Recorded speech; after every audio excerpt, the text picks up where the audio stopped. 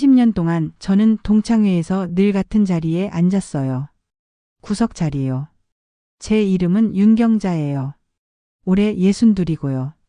고등학교 동창회를 30년 넘게 나갔어요. 한 달에 한 번, 많을 때는 2번씩요. 처음 동창회에 나갔을 때부터 저는 어딘가 어색한 사람이었어요. 다른 동창들은 다 좋은 차를 끌고 왔어요. 명품 가방을 들고 좋은 옷을 입고요. 저는 그냥 평범한 옷을 입고 버스를 타고 갔어요. 그게 시작이었어요. 제가 동창회에서 받았던 시선의 시작이요. 처음엔 그냥 좀 어색하다고만 생각했어요. 근데 시간이 지날수록 그게 단순한 어색함이 아니라는 걸 알게 됐어요. 동창회 모임을 정하는 사람은 늘 같은 무리였어요. 학창시절부터 잘 나가던 친구들, 좋은 대학 나와서 좋은 직장 다니고 좋은 집에 시집간 친구들이에요. 그들이 모임 장소를 정했어요. 늘 비싼 한정식집이나 호텔, 레스토랑이었어요. 저는 그때마다 마음이 무거웠어요. 회비가 한 사람당 5만 원, 7만 원, 때로는 10만 원까지 나왔으니까요. 근데 제가 그 자리에서 회비 부담스럽다는 말을 하면 분위기가 싸늘해졌어요. 한 번은 모임 회장을 맡고 있던 친구가 그러더라고요. 경자야, 너 형편 어려운 거 알아. 근데 우리가 매번 너 때문에 장소를 낮출 수는 없잖아. 그냥 못 오는 달엔 안 와도 괜찮아. 그 말을 들었을 때 저는 웃으면서 괜찮아, 갈게 했어요. 근데 속으로는 무너지는 것 같았어요. 그날 이후로 저는 동창회 자리에서 늘 구석에 앉았어요. 누가 시킨 게 아니었어요. 그냥 제가 알아서 그렇게 앉았어요.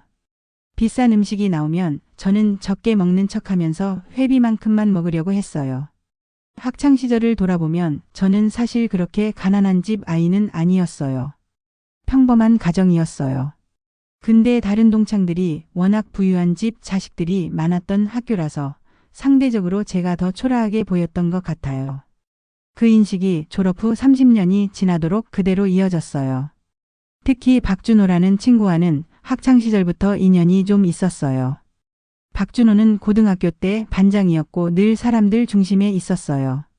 저랑은 사실 같은 동아리 활동을 했었어요. 문예부였는데 그때는 박준호도 저한테 꽤 친근하게 대했어요. 글쓰기 대회를 같이 준비했던 기억도 있어요. 그때 기억으로는 저랑 박준호가 교내 100일장에서 같이 입상한 적도 있었어요.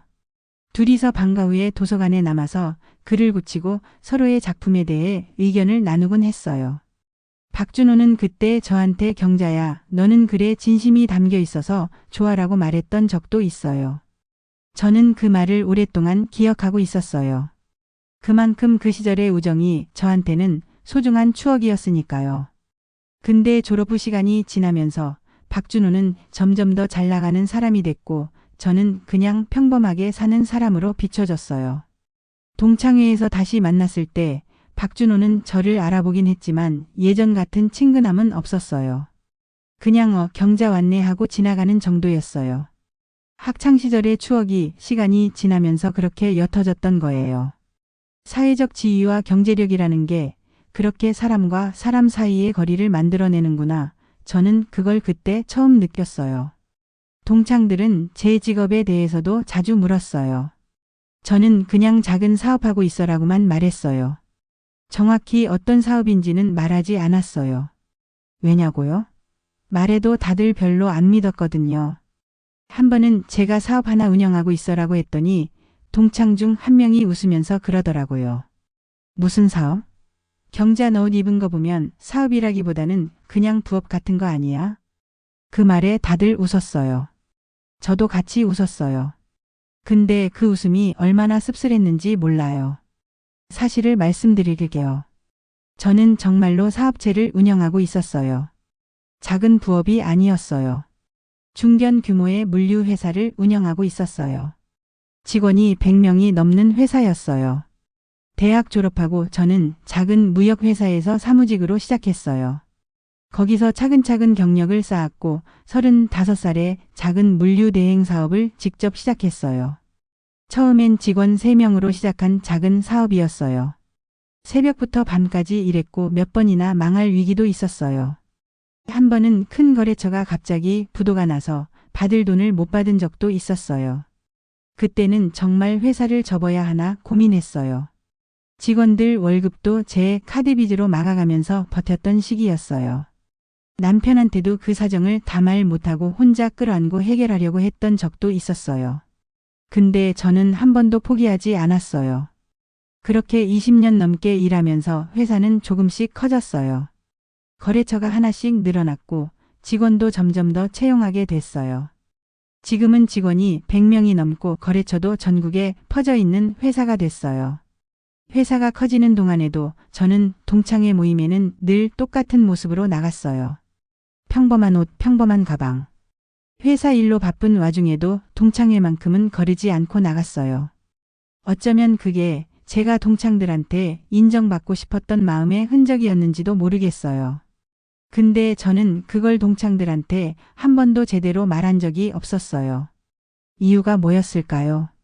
처음엔 그냥 자랑하는 것처럼 보이고 싶지 않아서였어요. 저는 어릴 때부터 검소하게 사는 게 몸에 배어 있었어요. 사업이 잘 풀려서 돈을 좀 벌게 됐어도 옷차림이나 생활 방식은 거의 변하지 않았어요. 명품을 사는 것도 안 좋아했고 좋은 차를 끌고 다니는 것도 부담스러웠어요. 집에서도 마찬가지였어요.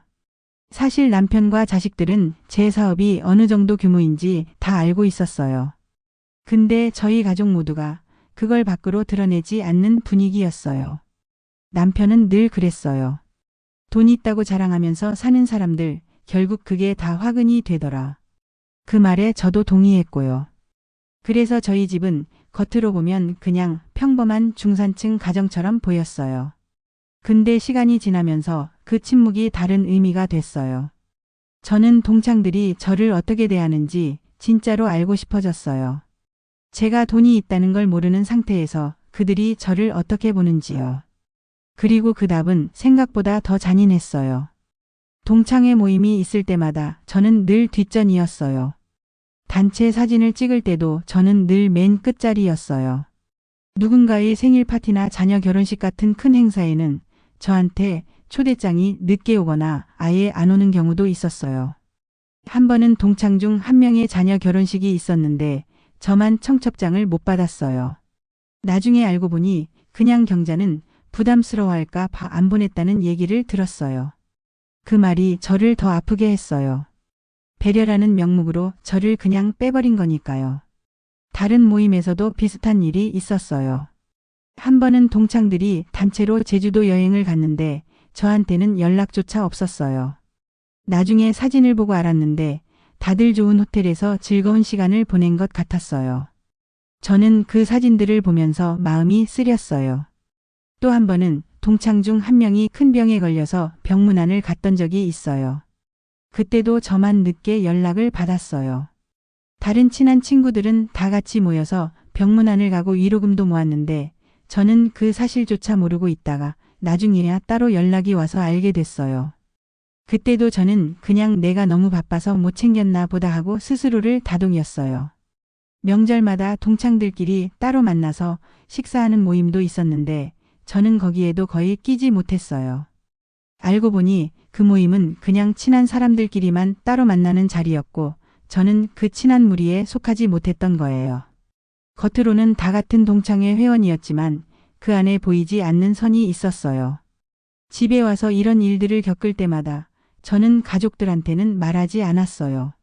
한 번은 딸이 저한테 물은 적이 있어요. 엄마, 동창회 다녀오면 왜 늘 표정이 안 좋아? 저는 그냥 사람이 많아서 좀 피곤해서 그래 하고 둘러댔어요. 딸한테까지 제가 받았던 그 무시를 굳이 알리고 싶지 않았어요. 저는 그때마다 속으로 생각했어요. 언젠가 이 사람들이 알게 될 날이 올까? 근데 그날이 온다면 어떤 모습으로 와야 할까? 그 생각을 하면서도 저는 굳이 먼저 밝히지 않았어요. 자랑하듯이 밝히는 건 제 방식이 아니었으니까요. 그렇게 또 몇 년이 흘렀어요. 동창회 회장을 맡고 있던 사람이 바뀌었어요. 다시 박준호가 회장이 됐어요. 학창시절부터 늘 잘 나가던 사람이었어요. 좋은 대학 나오고 대기업 다니다가 몇 년 전에 자기 사업을 시작했다고 했어요. 박준호는 동창회에서 늘 자기 사업 얘기를 했어요. 사업이 잘 되고 있다고 곧 크게 확장할 거라고요. 동창들은 다들 그 얘기를 들으면서 부러워했어요. 박준호가 가는 곳마다 늘 사람들이 따라다니면서 친한 척을 했어요. 근데 저는 알고 있었어요. 사실 그 사업이 그렇게 잘 풀리고 있지 않다는 걸요. 업계에서 도는 소식으로 박준호의 회사가 자금난에 시달리고 있다는 얘기를 들었거든요. 저는 물류업계에 있다 보니 자연스럽게 여러 회사 사정을 듣게 되는데 박준호 회사에 대한 안 좋은 소식도 그렇게 흘러들어왔어요. 동창회 모임에서 박준호는 여전히 저를 무시하는 듯한 태도를 보였어요. 한 번은 모임 끝나고 다들 카페에 갔는데 박준호가 그러더라고요. 경자야, 너는 그냥 집에 가는 게 낫지 않아?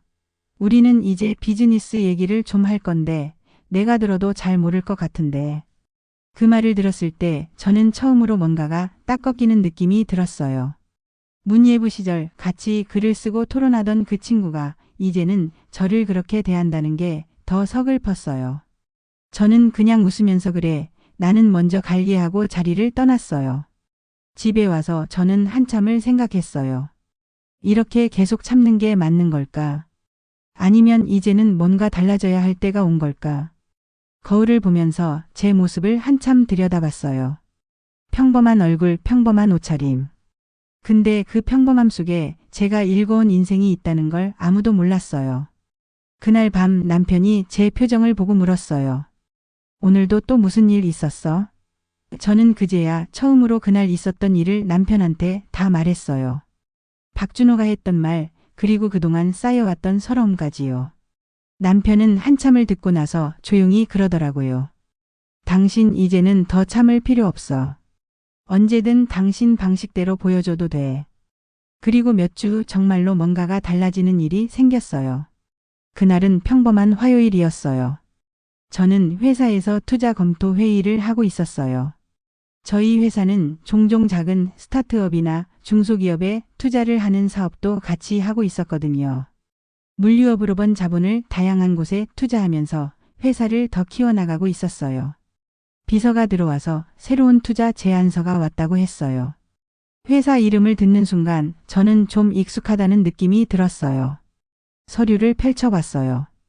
그리고 거기서 익숙한 이름을 봤어요. 박준호. 대표자 이름이 박준호였어요. 제가 알고 있던 바로 그 동창이었어요. 저는 처음엔 믿기지가 않았어요.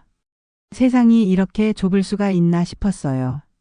서류를 자세히 읽어보니 박준호의 회사가 정말로 심각한 자금난에 처해 있다는 걸 알 수 있었어요.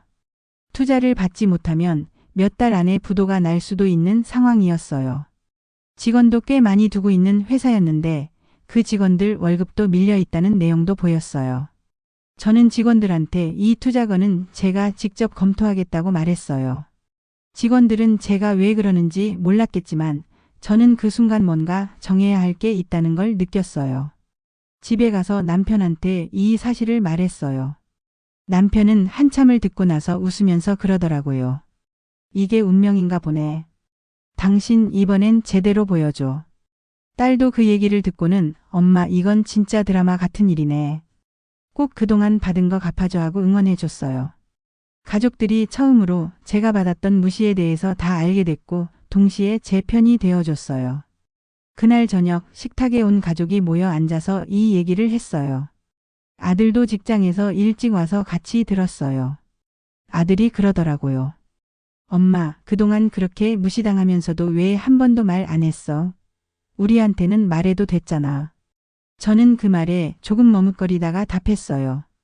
엄마는 그냥 너희가 엄마 일 때문에 스트레스 받는 거 싫었어. 엄마 혼자 감당하면 된다고 생각했지. 딸이 제 손을 잡으면서 그러더라고요. 엄마 이제는 우리한테도 다 말해. 우리가 엄마 편이잖아. 저는 그 말이 그렇게 고마웠어요. 평생 혼자 짊어지고 살았던 그 서러움을 이제는 가족들과 나눌 수 있다는 게요. 며칠 후 박준호가 직접 투자 미팅을 위해 회사로 찾아왔어요. 저는 일부러 회의실에서 그를 기다렸어요. 비서를 통해 미리 말해뒀어요. 대표는 나중에 들어올 거라고요. 박준호는 회의실에 들어와서 저희 회사 직원들과 인사를 나누고 있었어요. 긴장한 모습이 역력했어요. 회사가 살아남기 위해서는 이 투자가 꼭 필요했을 테니까요. 양복을 단정하게 차려입고 손에는 두꺼운 사업계획서를 들고 있었어요. 평소 동창회에서 보던 여유롭고 자신만만한 모습과는 완전히 달랐어요.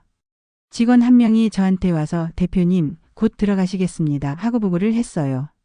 저는 잠시 숨을 고르고 마음을 가다듬었어요. 30년 동안 쌓인 감정이 그 짧은 순간에 다 스쳐 지나갔어요. 그리고 제가 회의실 문을 열고 들어갔어요. 박준호의 얼굴이 그 순간 어떻게 변했는지 아세요? 처음엔 그냥 어리둥절한 표정이었어요. 그러다가 천천히 충격으로 바뀌었어요. 경자야, 내가 여기 대표라고? 저는 차분하게 자리에 앉았어요. 그래, 내가 여기 대표야. 박준호는 한참을 말을 잇지 못했어요.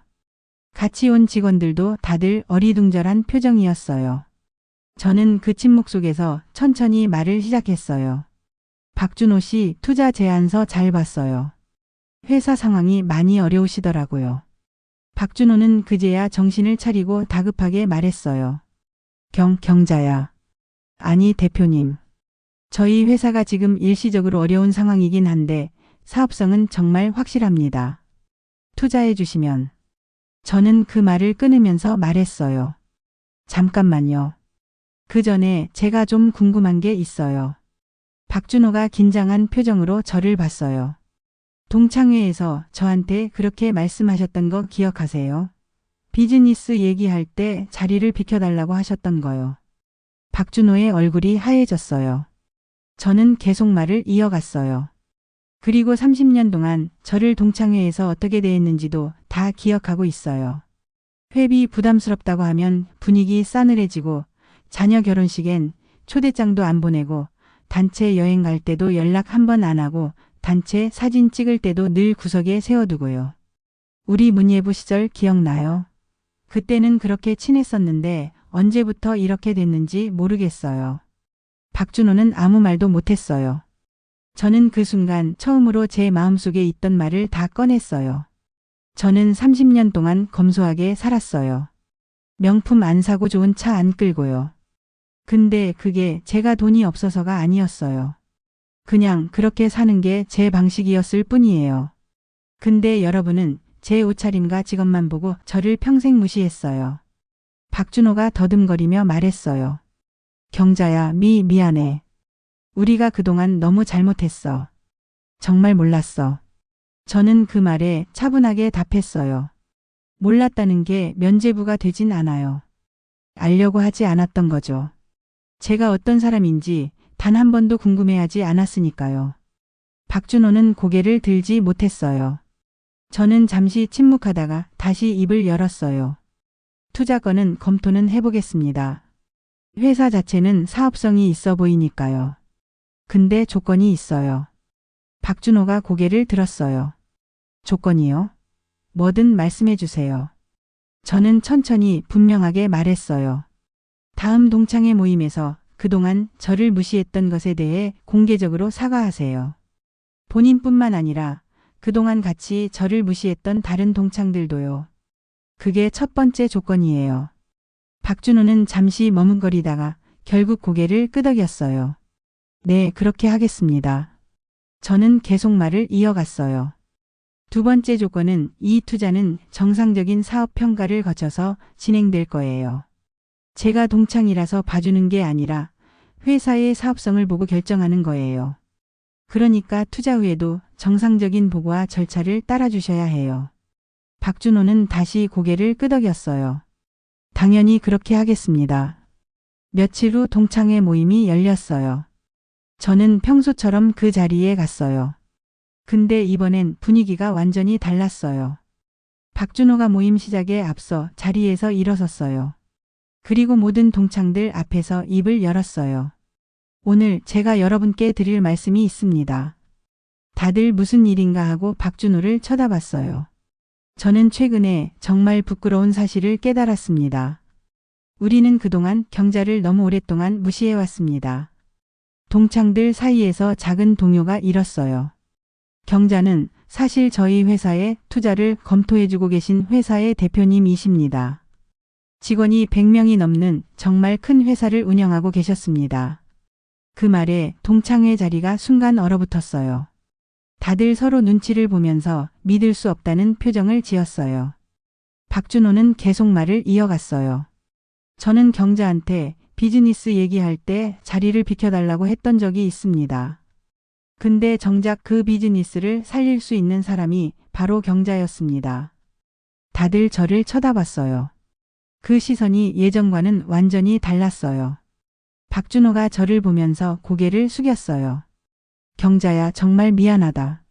그동안 너를 그렇게 대한 거 진심으로 사과할게. 그리고 다른 동창들도 하나둘 일어서서 사과를 했어요. 회비 부담스러워하던 저를 은근히 깔봤던 사람, 청첩장을 안 보냈던 사람, 단체 여행 갈 때 연락도 안 했던 사람, 단체 사진에서 늘 저를 구석에 세웠던 사람들까지요. 한 동창이 눈물을 글썽이면서 그러더라고요. 경자야, 나는 진짜 너무 미안하다. 우리 애 결혼식 때 청첩장도 안 보냈잖아. 그때 그게 배려라고 생각했는데 지금 생각해보니 그냥 우리가 너를 무시했던 거였어. 근데 그 자리에서 단 한 사람만은 끝까지 사과를 하지 않았어요. 이미숙이라는 동창이었어요. 학창시절부터 늘 잘난 척을 하던 친구였는데 동창회에서도 늘 저를 가장 노골적으로 무시했던 사람이었어요. 이미숙은 팔짱을 끼고 앉아서 오히려 이렇게 말했어요. 우리가 다 죄인이 되는 건 아니잖아. 솔직히 경자도 그동안 자기가 돈 있다는 거 숨기고 다닌 거잖아. 그게 더 이상한 거 아니야? 그 말에 자리가 다시 싸늘해졌어요. 몇몇 동창들이 이미숙을 말리려고 했지만 이미숙은 끝까지 고집을 부렸어요. 저는 그 말을 듣고 차분하게 답했어요. 제가 제 사정을 숨긴 건 누구한테 피해를 준 적이 없어요. 근데 너는 나를 직접적으로 무시하고 깔봤잖아. 그건 분명히 다른 문제야. 사과를 하든 안 하든 그건 너의 선택이야. 근데 나는 너의 그 선택도 분명하게 기억할 거야. 이미숙은 결국 끝까지 사과하지 않고 자리를 떠났어요. 그 후로 이미숙은 동창회에 거의 나오지 않았어요. 다른 동창들도 자연스럽게 이미숙과는 거리를 두게 됐다고 들었어요. 나중에 들은 얘기로는 이미숙이 다른 동창들한테 따로 전화해서 경자가 결국 자기 자랑하려고 그런 거 아니냐는 식으로 험담을 했다고도 했어요. 근데 이미 다른 동창들이 진실을 알고 있었기 때문에 그 험담은 별로 힘을 못 받았어요. 오히려 동창들 사이에서는 이미숙이 끝까지 자존심 때문에 사과를 못하는 거다라는 얘기가 더 돌았다고 들었어요. 몇 달 후 이미숙의 자녀가 사업을 시작했는데 자금이 필요해서 여기저기 투자처를 알아보고 있다는 소식을 들었어요. 우연히 그 사업 제안서가 저희 회사로도 들어왔어요. 저는 그 서류를 보고 잠시 고민했어요. 근데 결국 사업성을 보고 정당하게 검토했어요. 이미숙 개인에 대한 감정으로 그 자녀의 사업까지 불공정하게 대하고 싶지 않았거든요.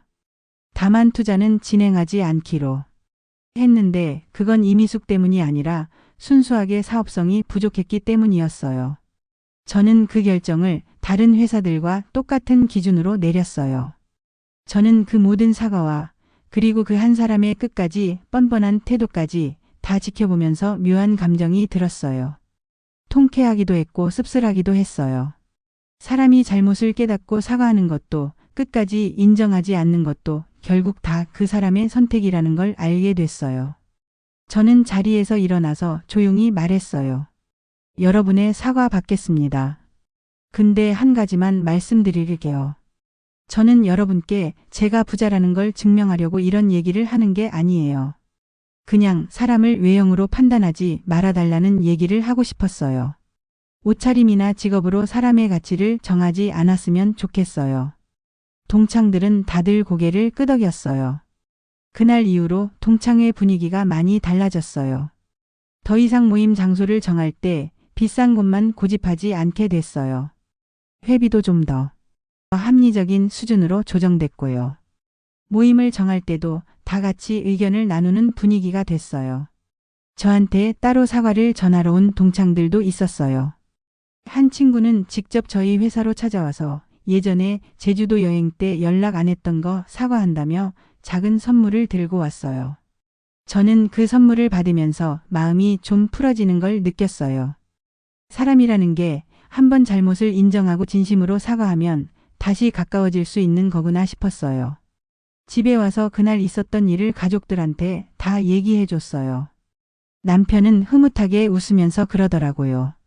거봐, 당신 방식대로 잘 해냈잖아. 딸도 신나서 친구들한테 자랑하고 싶다고 했어요. 저는 그러지 말라고 했지만 마음속으로는 가족들이 그렇게 기뻐해 주는 게 참 고마웠어요. 저는 여전히 동창회에 나가요. 근데 이제는 구석 자리에 앉지 않아요. 그냥 제가 앉고 싶은 자리에 앉아요. 박준호의 회사 투자는 결국 정상적인 절차를 거쳐서 진행됐어요. 회사가 살아났고 박준호는 지금도 가끔 저한테 고맙다는 인사를 전해요. 회사가 다시 안정을 찾으면서 직원들 월급도 정상적으로 지급되기 시작했다고 들었어요. 박준호와는 예전 문예부 시절처럼 다시 편하게 얘기할 수 있는 사이가 됐어요. 가끔 사람들이 저한테 물어요. 그렇게 오랫동안 무시당했는데 왜 진작 사실을 밝히지 않았냐고요. 저는 그렇게 답해요. 저는 누군가에게 제 가치를 증명하면서 살고 싶지 않았어요.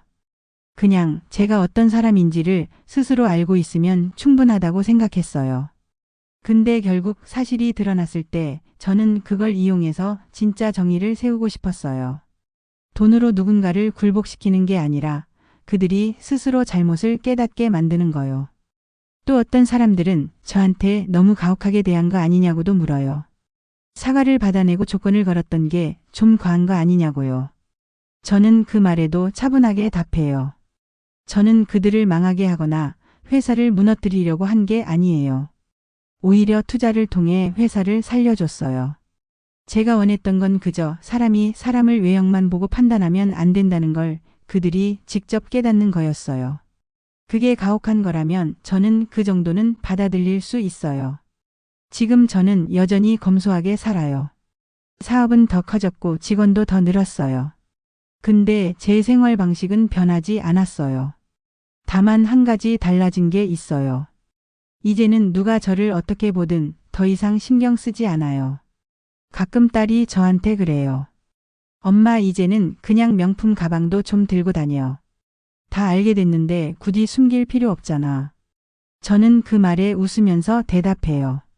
이제 와서 바꿀 필요 있나. 이게 그냥 내 방식이야. 저는 여전히 버스를 타고 다니고 평범한 옷을 입어요. 근데 이제는 그게 누군가에게 무시당할 이유가 아니라 그냥 제가 선택한 삶의 방식이라는 걸 모두가 알아요.